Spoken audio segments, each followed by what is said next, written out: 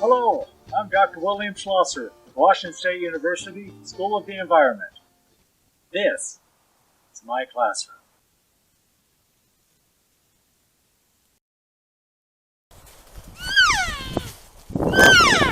You might remember this scene from 16 January 2022 when the elk herd's lead cow called for a migration move.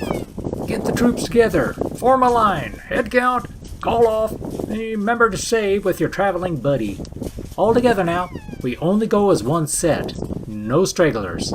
I am in the lead. I'll give you 5 minutes.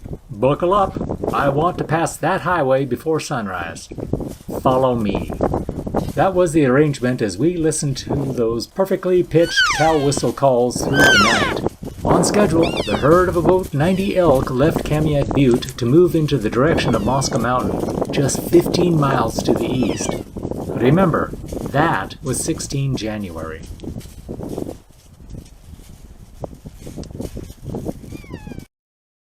Then, this raghorn bull wandered through the same path as the herd took, but he was a little bit late for the field trip. What? This was on 30 March. I will not call my comparison perfect, but I looked at all the bulls that I saw on that migration trek, and I did not see this antler design on any of those bulls. I think he just missed the call. Oops. Think about this. He missed the herd movement led by the lead cow, but he did not rush to catch up. He stayed put on Kamiak Butte. I wonder, did he spend the end of winter as a lone elk here? Well, evidently not. This cow elk appeared on one of our trail camera traps on 5 May. Look at her hip area. She is packing a calf. The bulge is right where it shows that she is within several weeks of giving birth. Remember what I said in that previous video that they give birth from mid-May through early June. This video is from the far north edge of Kamiak Butte. Now, just 15 minutes later, this lady is on the far southern edge of the butte. That is a purposeful movement through the woodland. This is the same place where the lead cow called out the migration move on 16 January. Interesting, but it is also near where that lone bull was passing through in late March. About 4 days later, she appeared on the north-facing aspect again. She is still walking around, making circles on the butte. Looking for something to chew. Maybe looking for some companionship? Well, watch her hips again. The load she packs has moved back a bit. Calving is getting closer. Still, nothing seems to bother her lonesome trek. This trek is continuation of the previous jaunt, only about 5 minutes later on the same morning of 9 May. She keeps moving along to search for a specific place to give birth. I wonder, what makes the perfect birthing place when she is the only elk on the butte? Finally, she steps out in the daylight on 25 May. This is to the far northern reaches of the butte. She looks as though she is not carrying a baby on board logo anymore. Maybe this is not the same cow. She seems to have her ears and eyes open, seeking for something. All of the other videos of our cow were taken at night to make a perfect comparison problematic. What does she see and hear? She is looking to the camera. A budding movie star. What is this? Smells different. How does it taste? She is licking the camera. Maybe she tastes it because it is green. Her breath is moist, and she fogged up the camera lens. Curiosity is a strong trait with all these ungulates on the butte.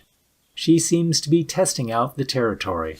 In my experience, the cow elk will stay close to her calf. Deer will often leave their fawns alone for a few hours of the day, hoping not to leave a scent trail for the predators to follow. The moose cow stays near her kids and will stomp any intruder into the ground. Give them space. Seems that is good advice for all mothers of the wild.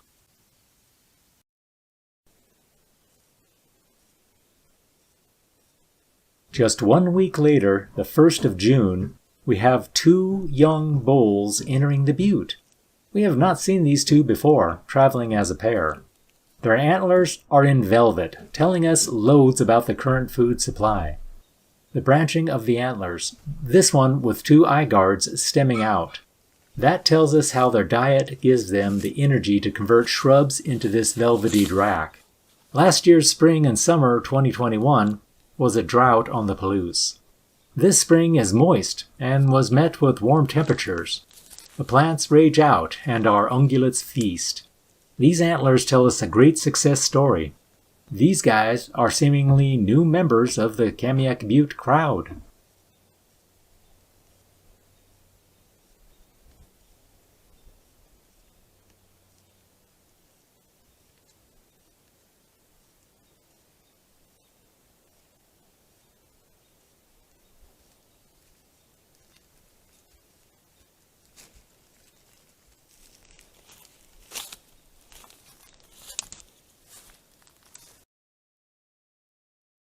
Think about the other animals living here. Of course, we have mule deer, Otocoleus hemionus, and their cousins, the white-tailed deer, Otocoleus virginianus. These deer assemble in smallish family units, generally related within a generation or two. They give birth around the beginning to middle of May, plus or minus a couple of weeks. At the same time, just like the elk, these boys begin sprouting their velvety antlers. This started in about February. But they grow, it seems, with the season of warm and wet climate here at Kamiak Butte. Through this entire series, think about how the populations of moose, elk, and deer interact on the same physical site. They share the space during spring. They look for the perfect birthing place. We have nearly 20 trail cameras set up along the game trails with traffic. It is therefore not surprising that we have seen no fawns or calves. Their mothers found an out-of-the-place nursery. Good for them. As they age, the kids will join the family parades. Right now, they are resting in hiding, learning to eat the scrumptious greens. Keep your attention to the elk cow who stayed at the butte. I make a passing joke about maybe elk and moose will share a nursery. I hope your mental reaction is to virtually shout no. These ungulates are territorial when it comes to their offspring.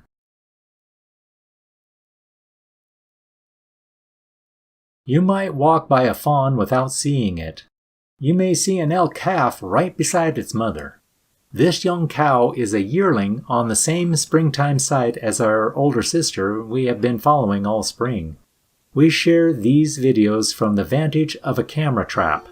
Maintenance of those cameras is thanks to Eric, Bowie, Alex, Erin, Ashlyn, Kate, Aiden, and so many more class students who are fully engaged to maintain these camera traps. We learn by watching to capture the meaning of animal behavior on this Kamiak Butte laboratory.